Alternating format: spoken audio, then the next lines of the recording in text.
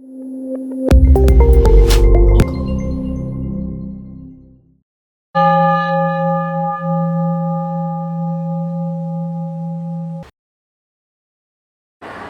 ಬಂಡೆ ಮಾಕಾಳಮ್ಮ ಅಮ್ಮನವರ ದೇವಸ್ಥಾನದ ಮುಖ್ಯಸ್ಥರಾಗಿರುವಂಥ ಶ್ರೀಯುತ ಶಶಿ ಸರ್ ನಮ್ಮ ಜೊತೆ ಇದ್ದಾರೆ. ಅವ್ರನ್ನ ಕಾರ್ಯಕ್ರಮಕ್ಕೆ ಬರ್ಮಾಡ್ಕೊಳ್ಳೋಣ. ನಮಸ್ತೆ ಸರ್. ನಮಸ್ತೆ. ಕಾರ್ಯಕ್ರಮಕ್ಕೆ ಸ್ವಾಗತ. Thank you. ಈ ಒಂದು ದೇವಸ್ಥಾನದ ಹಿನ್ನೆಲೆ, ಹೆಸರು ಹೇಗೆ ಬಂತು ಬಂಡೆ ಮಾಕಾಳಮ್ಮ ಅಂತ, ಇದೆಲ್ಲದ್ರ ಬಗ್ಗೆ ಇವತ್ತಿನ ಕಾರ್ಯಕ್ರಮದಲ್ಲಿ ತಿಳಿಸ್ಕೊಡಿ. ಖಂಡಿತ.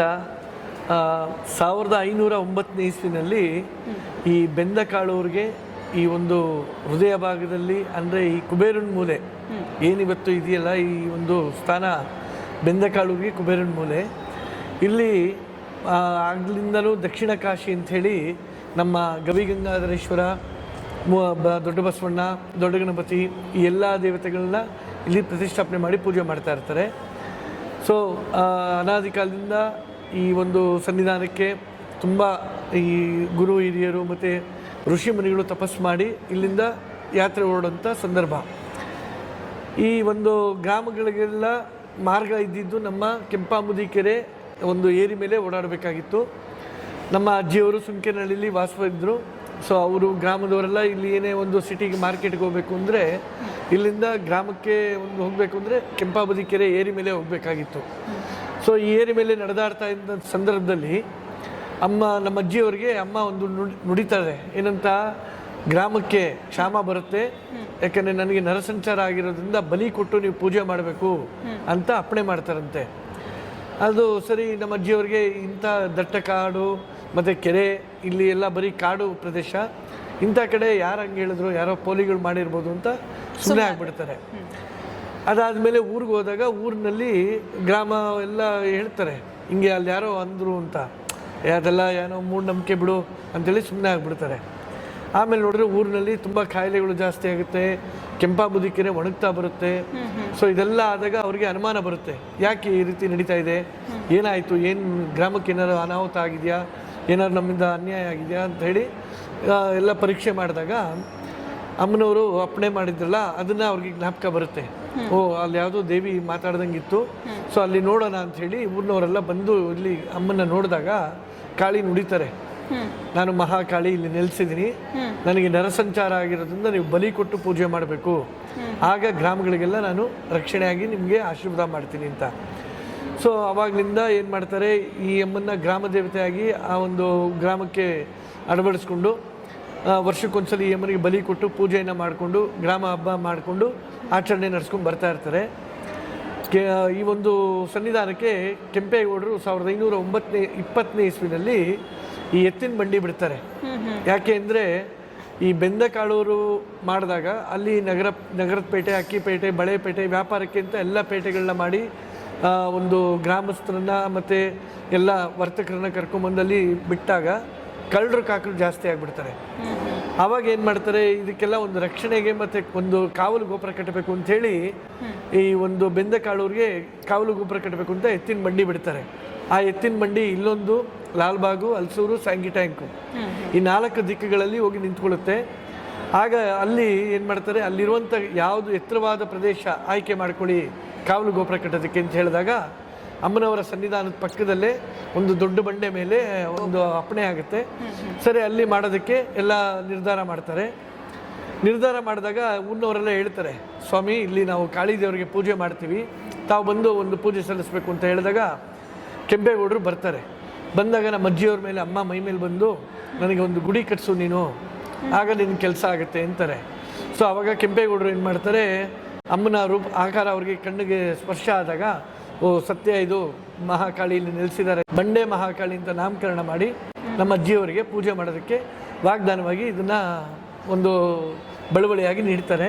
ಎತ್ತಿನ ಬಂಡಿನ ದೇವಸ್ಥಾನಕ್ಕೆ ಕೆಂಪೇಗೌಡರು ದಾನವಾಗಿ ಕೊಡ್ತಾರೆ. ಇದು ಒಂದು, ಯಾಕಂದರೆ ಗ್ರಾಮಕ್ಕೆ ಬಂದು ಹೋಗೋಕ್ಕೆ ಮತ್ತು ದೇವಸ್ಥಾನಕ್ಕೆ ಬಂದು ಹೋಗೋಕ್ಕೆ ಇದೊಂದು ನೀವು ಗಾಡಿಯನ್ನು ಅನುಕೂಲ ಮಾಡೋಕ್ಕೆ ಇಟ್ಕೊಳ್ಳಿ ಅಂಥೇಳಿ ಎತ್ತಿನ ಬಂಡಿ ದೇವಸ್ಥಾನಕ್ಕೆ ಕೊಟ್ಟುಬಿಟ್ಟು ಆ ಎತ್ತಿನ ಬಂಡಿನ ನಮ್ಮ ಅಜ್ಜಿಯವರು ವಿತೌಟ್ ಡ್ರೈವರು ಈಗ ಪೂಜೆ ಮಾಡಿ ಬಿಟ್ಬಿಟ್ರೆ ನಿಮ್ಮನೆ ಮುಂದೆ ಪೂಜೆ ನಿಮ್ಮ ಮನೆಯಿಂದ ಬರಬೇಕು ಅಂದರೆ ಅಮ್ಮ ನಿಮ್ಮನೆ ಮುಂದೆ ಗಾಡಿ ನಿಲ್ಲಿಸೋದು ವಿತೌಟ್ ಡ್ರೈವರು. ಸೊ ಆಗ ಬಂಡೆ ಕಾಳಮ್ಮ ಬಂಡಿ ಕಳಿಸೋರೆ ಅಂಥೇಳಿ ಏನು ನೀವು ಸಿಹಿ ನೈವೇದ್ಯ ಮಾಡೋರಾದ್ರೆ ಸಿಹಿ ನೈವೇದ್ಯ, ಖಾರ ಮಾಡೋರಾದ್ರೆ ಖಾರ, ಅದ್ರ ಅವತ್ತಿಂದ ಏನೇನು ಬೇಕೋ ಎಲ್ಲ ಪದಾರ್ಥಗಳನ್ನ ಎತ್ತಿನ ಬಂಡಿಯಲ್ಲಿ ತುಂಬಿಕೊಂಡು ಬಂದಿಲ್ಲಿ ಅಡುಗೆ ಮಾಡಿ ಊಟ ಮಾಡಿ ಅಮ್ಮನಿಗೆ ಪೂಜೆ ಎಲ್ಲ ತಳಗೆ ಎಲ್ಲ ಕೊಟ್ಟು ಒಂದು ಪೂಜೆ ಪುನಸ್ಕಾರ ಮುಗಿಸ್ಕೊಂಡು ಮತ್ತೆ ಸಂಜೆ ರಿಟರ್ನ್ ಆಗ್ತಾರೆ. ಹಾಗಾಗಿ ಬಂಡೆ ಕಾಳಮ್ಮ ಹೋಗಿ ಬಂಡಿ ಕಾಳಮ್ಮ ಎರಡು ಹೆಸರು ಈ ಮಹಾತಾಯಿಗೆ. ಸೊ ಅಲ್ಲಿಂದ ನಮ್ಮ ಅಜ್ಜಿಯವರು ಪೂಜೆ ಪುನಸ್ಕಾರ ನಡೆಸ್ಕೊಂಡು ಬರ್ತಾ ಇರ್ತಾರೆ. 1509ನೇ ಇಸ್ವಿಯಿಂದ ನಮ್ಮ ತಲೆಮಾರಿನವರು ಆಗಿನ ಕಾಲದಿಂದ ಬರೀ ಹೆಂಗಸರುಗಳು ಪೂಜೆ ಮಾಡ್ಕೊಂಡು ಬರ್ತಾ ಇರ್ತಾರೆ. ಅನಾದಿ ಕಾಲದಿಂದ ಈ ಒಂದು ಪೂಜೆ ಪುನಸ್ಕಾರ ನಡೆಸ್ಕೊಂಡು ಈ ಸನ್ನಿಧಾನದ ಇದೊಂದು ಮೂಲ ಇದನ್ನ ಚರಿತ್ರೆ ಅನ್ನೋದು ಬರುತ್ತೆ. ಖಂಡಿತವಾಗ್ಲೂ. ಸೊ ಸಾಕಷ್ಟು ಜನಕ್ಕೆ ಇದ್ರ ಬಗ್ಗೆ ಗೊತ್ತಿರೋದಿಲ್ಲ, ಎಲ್ರಿಗೂ ಅನುಕೂಲ ಆಯಿತು ಹೇಗೆ ಹೆಸರು ಬಂತು, ಇನ್ನು ದೇವಸ್ಥಾನದ ಹಿನ್ನೆಲೆ ಏನು ಅಂತ. ಇನ್ನು ಬಹಳ ವಿಶೇಷವಾಗಿ ಅಮ್ಮನವರಿಗೆ ಈ ಹುಣ್ಣಿಮೆ ಅಮಾವಾಸ್ಯೆಯ ಆಚರಣೆಗಳು ಯಾವ ರೀತಿ ನಡೀತಾ ಇದೆ? ಅಮ್ಮ ಕಾಳಿ ಅಂದರೆ ನಿಮಗೆಲ್ಲ ಗೊತ್ತಿರ್ಬೋದು. ಕಾಳಿ ಒಲಿದ್ರೆ ನಮಗೆ ಜ್ಞಾನ ಸಿದ್ಧಿ, ಯೋಗ ಸಿದ್ಧಿ ಎಲ್ಲ ಆಗುತ್ತೆ. ಯಾಕಂದರೆ ಶಂಕರಾಚಾರ್ಯರು ಕೂಡ ಕಾಳಿನ ಒಲಿಸ್ಕೊಂಡು ಜ್ಞಾನ ಪಡೆದಂಥವರು. ಮತ್ತು ನಮ್ಮ ರಾಮಕೃಷ್ಣ ಪರಮಹಂಸರು ಇನ್ನು ಅನಾದಿ ತುಂಬ ಮುಂಚೆ ಎಲ್ಲ ಕಾಳಿನ ಪೂಜೆ ಮಾಡಿನೇ ಒಲಿಸ್ಕೊಂಡು ಎಲ್ಲ ಯುದ್ಧಗಳಿಗೆ ಹೋಗ್ಬೇಕಾದ್ರೆ ಕಾಳಿಗೆ ಪೂಜೆ ಮಾಡಿ ಯುದ್ಧಗಳನ್ನ ಮಾಡೋರು. ಸೊ ಈ ರೀತಿ ಕಾಳಿನ ಒಲಿಸ್ಕೊಂಡ್ರೆ ನಮಗೆ ಎಲ್ಲ ಶಕ್ತಿ ಕೊಡ್ತಾಳೆ ಅನ್ನೋದು ಅನಾದಿ ಕಾಲದಿಂದ ಒಂದು ನಡ್ಕೊಂಡು ಬಂದಿರೋ ಪದ್ಧತಿ. ಸೊ ಈ ತಾಯಿಗೆ ನಾವು ಪ್ರತಿ ಅಮಾವಾಸ್ಯೆಗೆ ಚಂಡಿ ಹೋಮ ಮಾಡ್ತೀವಿ. ಮತ್ತು ಚಂಡಿ ಹೋಮ ಮಾಡಿ ಬರುವಂಥ ಭಕ್ತಾದಿಗಳಿಗೆ ತಡೆ ಹೊಡೆಯೋದು ಏನಂದರೆ ನಮಗೇನಾದ್ರು ಅಡೆತಡೆ ಇದ್ದರೆ ನಿವಾರಣೆ ಆಗಲಿ ಅಂಥೇಳಿ ನಮ್ಮ ಅಜ್ಜಿಯವರು ಆ ಕಾಲದಿಂದನೂ 1509ನೇ ಇಸ್ವಿಯಿಂದನೂ ನಮ್ಮ ಅಜ್ಜಿಯವ್ರ ಮೇಲೆ ದೇವರು ಬರೋದು. ಈಗ ನಿಮ್ಗೆ ಹುಷಾರಿಲ್ಲ ಅಂತ ಬಂದಾಗ ಆ ಅಜ್ಜಿಯವರು ನಿಂಬೆಹಣ್ಣು ಇಳೆ ತೆಗೆದು ಹೊಡೆದ್ರೆ ಹುಷಾರಾಗ್ತಾ ಇದ್ರು. ಅಂದ್ರೆ ತಡೆ ಹೊಡೆಸ್ಕೊಳ್ಳೋದ್ರಿಂದನೇ ಆರೋಗ್ಯ ಸಮಸ್ಯೆ ಎಲ್ಲ ಪರಿಹಾರ ಆಗೋದು. ಸೊ ಇಲ್ಲಿ ನಾವೇನಿಲ್ಲ ಒಂದು ಆ ತಡೆ ಸಾಮಾನು ಇಳೆ ತೆಗೆದು ಹೊಡೆಯೋದ್ರಿಂದ ನಮ್ಗೆ ಯಾವುದೇ ಗ್ರಹಗಳ ದೋಷ, ಮಾಟ ಮಂತ್ರ ಅಥವಾ ಕಣ್ಣು ದೃಷ್ಟಿ ಅಥವಾ ದಾಟಿನ ದೋಷ ಇವೆಲ್ಲ ಇದ್ದರೆ ಪರಿಹಾರ ಆಗಿ ಅಮ್ಮನವರ ಆಶೀರ್ವಾದದಿಂದ ಅವರು ಹುಷಾರಾಗ್ತಾರೆ. ಇನ್ನು ಈ ಸಂತಾನ ಆಗಿರ್ಬೋದು ಅಥವಾ ಮದುವೆ ವಿಚಾರವಾಗಿ ಇಲ್ಲಿ ಬಂದು ಸಂಕಲ್ಪ ಮಾಡ್ಕೊಳ್ಳೋದ್ರಿಂದ ಶೀಘ್ರವಾಗಿ ನೆರವೇರುತ್ತೆ ಅನ್ನೋದನ್ನ ಕೇಳ್ಪಟ್ಟಿದ್ದೀವಿ. ಇದು ಯಾವ ರೀತಿ ಸಾಧ್ಯ ಆಗುತ್ತೆ? ನಮ್ಮ ಶುಭ ಫಲಗಳಿಗೆ ನಾವೇನು ಮಾಡಬೇಕು ಅಂದರೆ ತಾಯಿಗೆ ಅಭಿಷೇಕ ಮಾಡಿಸ್ಬೋದು, ಮಾಡಿಸಿ ಅಮ್ಮನಿಗೆ ದೀಪ ಬೆಳಗೋದು. ಈ ವಿಶೇಷ ಅಂದರೆ ಈ ಒಂದು ಮದುವೆ ಅಥವಾ ಏನಾದ್ರು ಶುಭ ಕಾರ್ಯಗಳಾಗಬೇಕು ಅಂದಾಗ ನಿಂಬೆಹಣ್ಣು ದೀಪ ಅಂಟಿಸಿ ಅಮ್ಮನಿಗೆ 9 ವಾರ ನಿಂಬೆಹಣ್ಣು ದೀಪ ಅಂಟಿಸಿ ಅಮ್ಮನಿಗೆ ಬೇಡ್ಕೊಳ್ತಾರೆ. ಮತ್ತು ಆರೋಗ್ಯದ ಸಲುವಾಗಿ ನಮಗೇನಾದ್ರು ತೊಂದರೆಗಳಿದ್ದಾಗ ಬೆಲ್ಲದ ದೀಪ ಅಂಟಿಸ್ಬೇಕು. ಅದನ್ನು ಈ ಒಂದು ಪ್ರದೋಷದ ದಿನ ಅಂಟಿಸಿ ಅಮ್ಮನಿಗೆ ಪೂಜೆ ಮಾಡಿ ಒಂದು ಅರ್ಚನೆ ಮಾಡಿಸೋದ್ರಿಂದ ಆರೋಗ್ಯ ಸಮಸ್ಯೆ ಪರಿಹಾರ ಆಗುತ್ತೆ. ಮತ್ತು ನಮಗೆ ಇಲ್ಲಿ ಈ ಅಷ್ಟಮಿ ಅಂತ ಬರುತ್ತೆ, ಅಮಾವಾಸ್ಯೆಯಾಗಿ 8ನೇ ದಿನಕ್ಕೆ ಅಷ್ಟಮಿ ಬರುತ್ತೆ. ಆ ದಿನ ಬೂದುಗುಂಬಳಕಾಯಿ ದೀಪ ಅಂಟಿಸೋದ್ರಿಂದ ಯಾವುದೇ ಶತ್ರುಗಳು ಅಂದರೆ ಆ ಶತ್ರುಗಳು ನಮ್ಮನ್ನೇನು ಅಳಿಯೋದು ಬೇಡ, ಅವರ ಶತ್ರುತ್ವ ಅಳೆದು ನಮ್ಮನ್ನು ಮಿತ್ರರಾಗಲಿ ಅವರಿಂದ ನಮ್ಗೆ ಒಳ್ಳೇದಾಗಲಿ ಅಂತ ಹೇಳಿ ಆ ಒಂದು ಬೂದುಗುಂಬಳಕಾಯಿ ದೀಪ ಅಂಟಿಸೋದ್ರಿಂದ ಶತ್ರುಗಳೆಲ್ಲ ಸಂಹಾರ ಆಗಿ ಒಂದೆಲ್ಲ ಮಿತ್ರರಾಗ್ತಾರೆ. ಮತ್ತು ನಮಗೆ ಆಗಬೇಕಾಗಿರೋ ಕೆಲಸಗಳು ಅಂದರೆ ಈಗ ಶತ್ರುಗಳಿದ್ರೇ ನಮಗೆ ಕೋರ್ಟ್ ಕೆಲಸ ಆಗ್ಬೋದು, ಪೊಲೀಸ್ ಕೇಸ್ ಆಗ್ಬೋದು ಅಥವಾ ಇನ್ನೊಂದೇನೋ ಅನಾಹುತಗಳಾಗೋದು. ಆ ಶತ್ರುಗಳಿಂದ ಇವೆಲ್ಲ ಬರುವಂಥದ್ದು ತಡೆ ಆಗುತ್ತೆ. ಅದಾಗಿ ಅಮ್ಮನ ಅನುಗ್ರಹದಿಂದ ಅವೆಲ್ಲ ನಿವಾರಣೆ ಆಗಿ ಅವ್ರಿಗೆ ಒಳ್ಳೇದಾಗುತ್ತೆ. ಖಂಡಿತ. ಅದ್ರ ಜೊತೆನಲ್ಲಿ ಈಗ ನಾವು ದೇವಸ್ಥಾನಕ್ಕೆ ಬಂದಾಗ ನಮ್ಮ ಕೆಲಸ ಆಗತ್ತಾ ಇಲ್ವಾ ಅಂತ ಯೋಚನೆ ಮಾಡ್ತಿರ್ತೀವಿ. ಅದಕ್ಕೂ ಕೂಡ ಇಲ್ಲಿ ನಾನು ನೋಡಿದೆ, ಯಾರೋ ಒಬ್ರು ಭಕ್ತರ ಜೊತೆ ಮಾತಾಡಿದಾಗ ದೇವರ ಮುಂದೆ ನಿಂತು ನಾವು ಭಕ್ತಿಯಿಂದ ಪ್ರಾರ್ಥನೆ ಮಾಡಿದ್ರೆ ನಮಗೆ ಅದು ಕೈ ಜೋಡಿಸುತ್ತೆ ಅಂತ ಹೇಳಿದ್ರು. ಸೊ ಇದು ಹೇಗೆ ಸಾಧ್ಯ? ಇದರ ನಂಬಿಕೆ ಹೇಗೆ ಭಕ್ತಾದಿಗಳಲ್ಲಿದೆ? ಅದು ಅರಳಿ ಮರದ ಕೆಳಗಡೆ ಅಮ್ಮನ ಪಾದಿಕೆ ಇದೆ. ಅದೇನಂದ್ರೆ ಇಲ್ಲಿ ನಾವು ದೇವಸ್ಥಾನ ಬಾಗಿಲಾಗ್ದಾಗ ಅಮ್ಮ ಸಂಚಾರ ಹೋಗ್ತಾರೆ, ಸಂಚಾರ ಹೋದಾಗ ಅಲ್ಲಿ ನೆಲೆಸ್ತಾರೆ ಅನ್ನೋದು ಒಂದು ಪ್ರತೀತಿ. ಸೊ ಆವಾಗ ನಾವೇನಂದ್ರೆ ಆ ತಾಯಿ ಪಾದ ಮುಟ್ಟಿ ನಾವು ಬೇಡಿಕೊಳ್ಳೋದ್ರಿಂದ ನಮಗೆ ಬೇಗ ಆಗುತ್ತೆ ಕೆಲಸ ಅನ್ನಂಗಿದ್ರೆ ಬೇಗ ಕೈ ಸೇರುತ್ತೆ, ಇಲ್ಲ ಅಂದ್ರೆ ನಿಧಾನವಾಗಿ ಸೇರುತ್ತೆ. ಸೊ ಇದು ಒಂದು ನಂಬಿಕೆ ಅವಾಗಿಂದ ನಡ್ಕೊಂಡು ಬಂದಿದೆ ಅಮ್ಮ. ಖಂಡಿತವಾಗ್ಲೂ ತುಂಬಾನೇ ಖುಷಿ ಆಯ್ತು. ಅದರ ಜೊತೆನಲ್ಲಿ ದೇವಸ್ಥಾನದ ಒಳಗಡೆ ಬರ್ತಿರುವಾಗೆ ಒಂದು ರೀತಿಯಾಗಿರುವಂಥ ಪಾಸಿಟಿವ್ ವೈಬ್ಸ್ ನಮಗೆ. ಇನ್ನು ಈ ಒಂದು ಹುಣ್ಣಿಮೆಗಳಲ್ಲಿ ಅನ್ನ ಸಂತರ್ಪಣೆ ಕಾರ್ಯಕ್ರಮ ನಡೆಯುತ್ತೆ. ಸೊ ದಿನ ಪೂರ್ತಿ ಇರುತ್ತೆ. ಇದರ ವಿಶೇಷ ಏನು? ಜೊತೆಗೆ ಅವರು ಪ್ರತಿಯೊಬ್ಬರಿಗೂ ಹೇಳ್ತಾ ಇದ್ದಾರೆ ಪ್ರಸಾದ ಸ್ವೀಕರಿಸಿ ಊಟ ಮಾಡಿ ಅಂತೆಲ್ಲ. ಇದು ಹೇಗೆ ಪ್ರತಿ ಹುಣ್ಣಿಮೆನಲ್ಲೂ ಕೂಡ ಹೇಗೆ ಸಾಧ್ಯ ಸರ್? ಅಮ್ಮ ಇದು ನಮ್ಮ ತಂದೆಯವರು 2004ನೇ ಇಸ್ವಿಯಿಂದ ಪ್ರಾರಂಭ ಮಾಡಿದ್ರು. ಅವರು ಏನಂದ್ರೆ ಬರುವಂಥ ಭಕ್ತಾದಿಗಳು ದೂರದಿಂದ ಬಂದಿರ್ತಾರೆ, ಹಸ್ಕೊಂಡಿರ್ತಾರೆ. ಸೊ ಅಂಥವ್ರಿಗೆ ಒಂದೇನಾದ್ರು ನಮ್ಮ ಕಡೆಯಿಂದ ಪ್ರಸಾದ ವ್ಯವಸ್ಥೆ ಆಗಬೇಕು ಅಂತ ಹೇಳಿ ಅವತ್ತು ಅಪ್ಪಣೆ ಮಾಡಿದ್ರು. ಸೊ ಅಲ್ಲಿಂದ ಇಲ್ಲಿವರೆಗೂ ಪ್ರತಿ ಹುಣ್ಣಿಮೆಗೆ ಅನ್ನದಾನ ನಡೆಸ್ಕೊಂಡು ಬರ್ತಾ ಇದ್ದೀವಿ. ಮತ್ತು ಪ್ರತಿ ದಿವಸ ಬರುವಂಥ ಎಲ್ಲ ಭಕ್ತಾದಿಗಳಿಗೂ ಜೊನ್ನೆಯಲ್ಲಿ ಪ್ರಸಾದ ಕೊಡುವಂಥ ವ್ಯವಸ್ಥೆ ಇರುತ್ತೆ.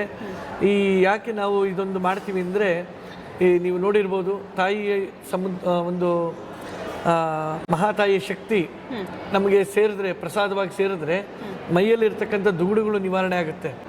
ಭಯ ಅನ್ನೋದು, ಭೀತಿ ಅನ್ನೋದು ಬಿಟ್ಟೋಗುತ್ತೆ. ಯಾಕಂದರೆ ಆ ತಾಯಿ ಪ್ರಸಾದ ತಿಂದಾಗ ನಮಗೆ ಧೈರ್ಯ ಸಿಗುತ್ತೆ. ಕಾಳಿಯಮ್ಮ ನಮಗೇನೋ ಒಂದು ಉಪಚಾರ ಮಾಡಿ ಒಂದು ಊಟ ಹಾಕಿ ಕಳಿಸಿದ್ರು. ಸೊ ಒಂದು ಪ್ರಸಾದ ತಿಂದಾಗ ನಮಗೆ ಮನೆಯಲ್ಲಿರ್ತಕ್ಕಂಥ ದಾರಿದ್ರ್ಯಗಳು, ಯಾವುದೇ ಒಂದು ರೋಗ ಬಾಧೆ ಆಗ್ಬೋದು, ದಾರಿದ್ರ್ಯ ಬಾಧೆ ಆಗ್ಬೋದು, ಯಾವುದೇ ಒಂದು ಬಾಧೆಗಳು ಇದ್ದರೆ ನಿವಾರಣೆ ಆಗಿ ತಾಯಿಯ ಅನುಗ್ರಹ ಆಗುತ್ತೆ ಅನ್ನೋದು ಪ್ರತೀತಿ. ಹಾಗಾಗಿ ನಾವು ಪ್ರತಿ ಹುಣ್ಣಿಮೆ ದಿವಸ ಅನ್ನದಾನ ಮಾಡ್ಕೊಂಡು ಬರ್ತಾ ಇದ್ದೀರಾ. ಖಂಡಿತವಾಗ್ಲೂ. ಜೊತೆಗೆ ನವರಾತ್ರಿನಲ್ಲಿ ಸಾಕಷ್ಟು ವಿಶೇಷವಾಗಿರುವಂಥ ಪೂಜೆಗಳು ನಡೆಯುತ್ತೆ ಅನ್ನೋದ್ರ ಬಗ್ಗೆ ಕೇಳ್ಪಟ್ಟಿದ್ದೀವಿ. ಇದು ಯಾವ ರೀತಿ ಇರುತ್ತೆ ಸರ್? ನವರಾತ್ರಿ ಅಂದರೆ ತಾಯಿ ತಪಸ್ಸು ಕೂತ್ಕೊಂಡು ಮಹಿಷನ್ನ ಸಂಹಾರ ಮಾಡಿದಂಥ ವಿಶೇಷವಾದ ದಿನ. ಹಾಗಾಗಿ ಕಾಳಿ ತಪಸ್ಸು ಕೂತ್ಕೊಂಡು 9 ದಿವಸ ತಪಸ್ಸು ಕೂತ್ಕೊಂಡು ಮಹಿಷನ್ನು ಸಂಹಾರ ಮಾಡಿ ಮತ್ತೆ ಶಾಂತವಾದ ಮೇಲೆ ಇಲ್ಲಿ ನೆಲೆಸಿದ್ರು ಅನ್ನೋದು ಒಂದು ಪ್ರತೀತಿ. ಸೊ ಹಾಗಾಗಿ ಆ 9 ದಿನ ನಾವು ವಿಶೇಷವಾದ ಹೋಮಗಳು, ಪ್ರತಿನಿತ್ಯ ಒಂದೊಂದು ಹೋಮ ಮಾಡಿ ಅಮ್ಮನವ್ರಿಗೆ ಶಕ್ತಿ ಹವ್ಯಸ್ಸನ್ನು ಕೊಡ್ತೀವಿ, ಬೇಡ್ಕೊಳ್ತೀವಿ.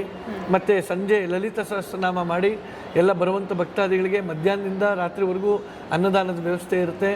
ಮತ್ತು ಸಂಜೆ ಹೊತ್ತು ಸಾಂಸ್ಕೃತಿಕ ಕಾರ್ಯಕ್ರಮಗಳು, ಭಜನೆ ಆಗ್ಬೋದು ಅಥವಾ ಭಕ್ತಿಗೀತೆಗಳಾಗ್ಬೋದು, ಇದನ್ನೆಲ್ಲ ನಡೆಸ್ಕೊಂಡು ನವರಾತ್ರಿ 9ನೇ ದಿನ ಬನ್ನಿ ಮರದ ಒಂದು ಪೂಜೆಯನ್ನು ಸಲ್ಲಿಸಿ ಆ ಒಂದು ಆಯುಧಗಳಿಗೆ ಪೂಜೆ ಮಾಡಿ ಅಮ್ಮನ ಒಂದು ಬಾಳೆಕಂಬವನ್ನು ನಿಲ್ಲಿಸಿ ಅದನ್ನೇ ಮಹಿಷನ ರೂಪದಲ್ಲಿ ಕಡಿದು ಆ ಒಂದು ವಿಜೃಂಭಣೆಯಿಂದ ಒಂದು ಸಂಭ್ರಮನ ಆಚರಣೆ ಮಾಡ್ತೀವಿ. ನವರಾತ್ರಿ ಬಹಳ ವಿಶೇಷವಾಗಿರುತ್ತೆ. ಪ್ರತಿನಿತ್ಯ ಒಂದೊಂದು ವಿಶೇಷವಾದ ಅಲಂಕಾರಗಳಲ್ಲಿ ಅಮ್ಮ ರಾರಾಜಿಸ್ತಾರೆ. ಹಾಗಾಗಿ ಭಾಳ ಚೆನ್ನಾಗಿ ವಿಶೇಷವಾಗಿ ನವರಾತ್ರಿಯನ್ನು ಆಚರಣೆ ಮಾಡ್ಕೊಂಡು ಬಂದಿದ್ದೀವಿ. ಖಂಡಿತ ಸರ್. ಇನ್ನೊಂದು ವಿಷಯ ಕೇಳಲೇಬೇಕು. ಯಾಕಂದರೆ ದೇವಸ್ಥಾನದ ಒಳಗಡೆ ಬಂದ ಮೇಲೆ ನಮಗೆ ಎಡಗಡೆ ಆ ಒಂದು ಬೀಗಗಳು ಹಾಕಿರುವಂಥದ್ದು ನಾವು ನೋಡಿದ್ವಿ, ಸಾಕಷ್ಟು ಇತ್ತು. ಸೊ ಇದು ಯಾವ ರೀತಿ ಸಂಕಲ್ಪ ಮಾಡಿಕೊಂಡು ಅದನ್ನು ನಾವು ಹಾಕಬೇಕಾಗತ್ತೆ? ಯಾವ ಥರ ಸಮಸ್ಯೆ ಇದ್ದಾಗ ನಾವು ಆ ರೀತಿ ಮಾಡಿದ್ರೆ ನಮಗೆ ಫಲ ಅನ್ನುವಂಥದ್ದು ಸಿಗುತ್ತೆ, ಹೇಗೆ? ಬೀಗ ಹಾಕೋದು ಏನಂದರೆ, ಕೆಲವರು ನಮ್ಮ ಹರಕೆಗಳು ಶಾಶ್ವತವಾಗಿ ತಾಯಿ ಹತ್ರ ಉಳ್ಕೊಳ್ಳಿ ಅಂತ ಹೇಳಿ ಬೀಗ ಹಾಕ್ತಾರೆ. ಇನ್ನು ಕೆಲವರು ಏನಂದರೆ, ನಮಗೆ ಯಾರೇ ಈಗ ನಮ್ಮ ಜೊತೆ ಕೆಲಸ ಮಾಡೋರಾಗ್ಬೋದು ಅಥವಾ ನಮ್ಮ ಮನೆ ಅಕ್ಕಪಕ್ಕವರಾಗ್ಬೋದು ಅಥವಾ ನಮ್ಮ ಮನೇಲೇ ಇರ್ಬೋದು, ನಮ್ಮನ್ನು ನಮ್ಮ ಏಳಿಗೆನ ನಮ್ಮ ಅಭಿವೃದ್ಧಿನ ಸಹಿಸಲ್ಲ. ಆ ಒಂದು ಕೆಟ್ಟ ಬುದ್ಧಿನ ನಿನ್ನ ಹತ್ರ ಬೀಗ ಹಾಕ್ತೀನಮ್ಮ, ಅವ್ರಿಗೆ ಒಳ್ಳೇದಾಗಲಿ, ಅವರು ಕೆಟ್ಟ ಬುದ್ಧಿನ ಬಿಟ್ಟು ನಮ್ಮ ಜೊತೆ ಪ್ರೀತಿ ವಿಶ್ವಾಸದಿಂದ ಇರಲಿ ಅಂತ ಹೇಳಿ ಆ ಬೀಗವನ್ನು ಹಾಕ್ತಾರೆ.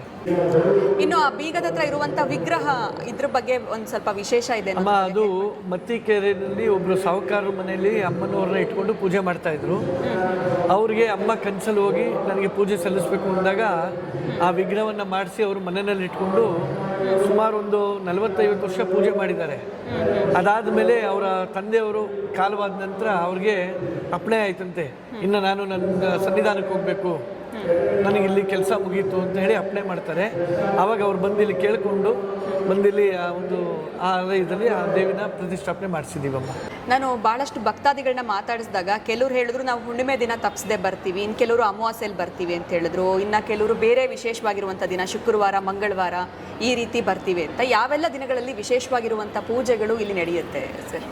ಇಲ್ಲಿ ನೋಡ್ಬೋದು ನೀವು, ಕಾಳಿ ಸನ್ನಿಧಾನದಲ್ಲಿ ಸಪ್ತಮಾತೃಕೆಯರು ನೆಲೆಸಿದ್ದಾರೆ. ಅಂದರೆ 7 ದೇವತೆಗಳು, ಬನ್ನಿ ಮಹಾಕಾಳಿ ಆಗ್ಬೋದು, ಕಾಟೇರಮ್ಮ ಆಗ್ಬೋದು, ಮದನಟ್ಟಮ್ಮ, ಬಂಕತಕಟ್ಟೆಯಮ್ಮ, ಮತ್ತು ಒಂದು ದುರ್ಗಾದೇವಿ, ಮತ್ತು ಮುನೇಶ್ವರ ಸ್ವಾಮಿ, ಮತ್ತು ಗಣೇಶ, ಮತ್ತು ಸುಬ್ರಹ್ಮಣ್ಯ, ಇದಿಷ್ಟು ದೇವತೆಗಳು ಎಲ್ಲ ನೆಲೆಸಿದ್ದಾರೆ.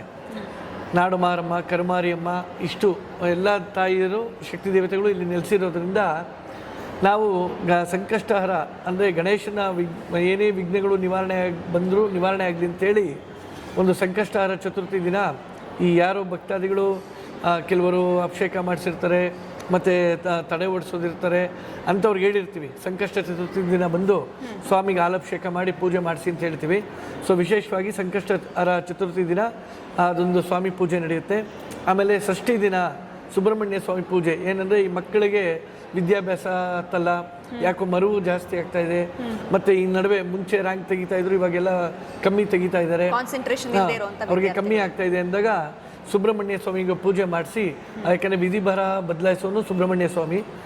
ಹಾಗಾಗಿ ಸುಬ್ರಹ್ಮಣ್ಯನಿಗೆ ಷಷ್ಠಿ ದಿನ ಪೂಜೆ ಮಾಡಿ ಒಂದು ವಿಭೂತಿ ಅರ್ಚನೆ ಮಾಡಿ ಆ ಮಕ್ಕಳಿಗೆ ಕೊಟ್ಟಾಗ ಅವ್ರಿಗೆ ಜ್ಞಾನ ಅಭಿವೃದ್ಧಿ ಆಗುತ್ತೆ. ಯಾಕಂದರೆ ಕಾಳಿ ಸನ್ನಿಧಾನದಲ್ಲಿ ಆ ಅಮ್ಮ ಅನುಗ್ರಹನೂ ಆಗುತ್ತೆ, ಸುಬ್ರಹ್ಮಣ್ಯ ಸ್ವಾಮಿ ಅನುಗ್ರಹ ಆಗೋದ್ರಿಂದ ಅವರಿಗೆ ವಿದ್ಯಾಭ್ಯಾಸ ಹೆಚ್ಚುತ್ತೆ ಅಂತ ಹೇಳಿ ಷಷ್ಠಿ ದಿನ ಅದೊಂದು ಸುಬ್ರಹ್ಮಣ್ಯ ಸ್ವಾಮಿ ಪೂಜೆ ಮಾಡ್ತೀವಿ. ಮತ್ತು ಈ ಹುಣ್ಣಿಮೆ ದಿನ ಶ್ರೀ ಸತ್ಯನಾರಾಯಣ ಸ್ವಾಮಿ ಪೂಜೆ ಮತ್ತು ಸುದರ್ಶನ ಹೋಮ ಇದನ್ನು ಮಾಡಿ ಅನ್ನದಾನ ನಡೆಸ್ಕೊಂಡು ಬರ್ತಾ ಇರ್ತೀವಿ. ಅಮಾವಾಸ್ಯೆ ದಿನ ಚಂಡಿ ಹೋಮ ಮಾಡ್ತೀವಿ. ಚಂಡಿ ಹೋಮ ಮಾಡೋದ್ರಿಂದ ಯಾವುದೇ ಒಂದು ಬಾಧೆಗಳು ಅಂದರೆ ನಮಗೇನು ಶತ್ರು ಬಾಧೆ ಆಗ್ಬೋದು, ರೋಗ ಬಾಧೆ ಆಗ್ಬೋದು, ಋಣ ಬಾಧೆ ಆಗ್ಬೋದು, ಇವೆಲ್ಲ ನಿವಾರಣೆ ಆಗಲಿ ಅಂಥೇಳಿ ಈ ಚಂಡಿ ಹೋಮ ಮಾಡಿ ಬರುವಂಥ ಭಕ್ತಾದಿಗಳಿಗೆ ಅಭಿಷೇಕದ ನೀರು ಹಾಕ್ತೀವಿ. ಅದು ವಿಶೇಷ. ಯಾಕೆಂದರೆ ಎಲ್ಲೂ ಸಹ ತಾಯಿಯನ್ನು ಮುಟ್ಟೋದು ವಾಡಿಕೆ ಇರಲ್ಲ. ಆದರೆ ಇಲ್ಲಿ ಅನಾದಿ ಕಾಲದಿಂದನೂ ತಾಯಿ ಪಾದ ಮುಟ್ಟಿ ನೀರು ಹಾಕ್ಸ್ಕೊಳ್ಳೋದು ಇಲ್ಲಿನ ವಿಶೇಷ.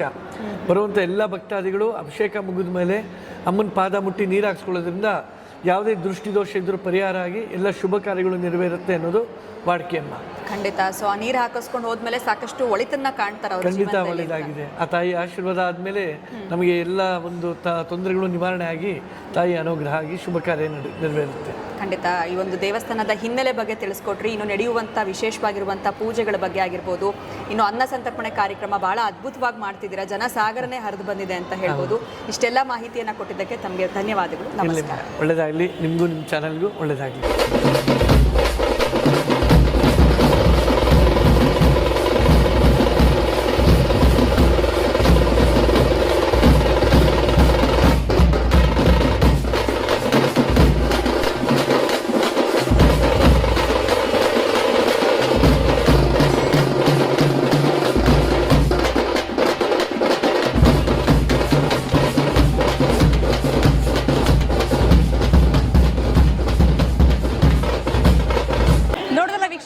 ಇವತ್ತಿನ ದೇಗುಲ ದರ್ಶನ ಕಾರ್ಯಕ್ರಮದಲ್ಲಿ ಬೆಂಗಳೂರಿನ ಗವಿಪುರಂನಲ್ಲಿರುವಂತಹ ಶ್ರೀ ಬಂಡಿ ಮಾಕಾಳಮ್ಮ ಅಮ್ಮನವರ ದೇವಸ್ಥಾನಕ್ಕೆ ನಾನು ಬಂದಿದ್ದೆ. ಇಲ್ಲಿನ ವಿಶೇಷತೆ ಏನು ಅನ್ನೋದನ್ನ ನಾವು ತಿಳ್ಕೊಂಡ್ವಿ. ಬಹಳ ವಿಶೇಷವಾಗಿ ಹುಣ್ಣಿಮೆ ಅಮಾವಾಸ್ಯೆನಲ್ಲಿ ಪೂಜೆಗಳು ನಡೆಯುತ್ತೆ, ಅನ್ನ ಸಂತರ್ಪಣೆ ಕಾರ್ಯಕ್ರಮ ಕೂಡ ಇರುತ್ತೆ. ನಿಮ್ಮ ಜೀವನದಲ್ಲಿ ಯಾವುದೇ ರೀತಿಯಾಗಿರುವಂಥ ಸಮಸ್ಯೆಗಳಿದೆ, ತೊಂದರೆಗಳಿದೆ, ಕಷ್ಟಗಳಿದೆ, ಇವೆಲ್ಲದಕ್ಕೂ ಕೂಡ ನಿಮಗೆ ನಿವಾರಣೆ ಬೇಕು ಅಂತಂದರೆ, ಶೀಘ್ರವಾಗಿ ನಿಮ್ಮ ಕೆಲಸಗಳು ನೆರವೇರಬೇಕು ಅಂತಂದರೆ ನೀವು ಕೂಡ ಶ್ರೀ ಬಂಡಿ ಮಾಕಾಳಮ್ಮ ಅಮ್ಮನವರ ದೇವಸ್ಥಾನಕ್ಕೆ ಭೇಟಿ ನೀಡಿ ಅಂತ ಹೇಳ್ತಾ ಮುಂದಿನ ದೇಗುಲ ದರ್ಶನ ಕಾರ್ಯಕ್ರಮದಲ್ಲಿ ನಾನು ನಿಮ್ಮನ್ನ ಭೇಟಿ ಮಾಡ್ತೀನಿ. ನಮಸ್ಕಾರ. ಈ ವಿಡಿಯೋ ನಿಮಗೆ ಇಷ್ಟವಾದರೆ ನಮ್ಮ ಮುಂದಿನ ಪ್ರಯಾಣಕ್ಕೆ ನಿಮ್ಮ ಕಿರು ಕಾಣಿಕೆಯಿಂದ ಕೈ ಹಿಡಿಯಿರಿ.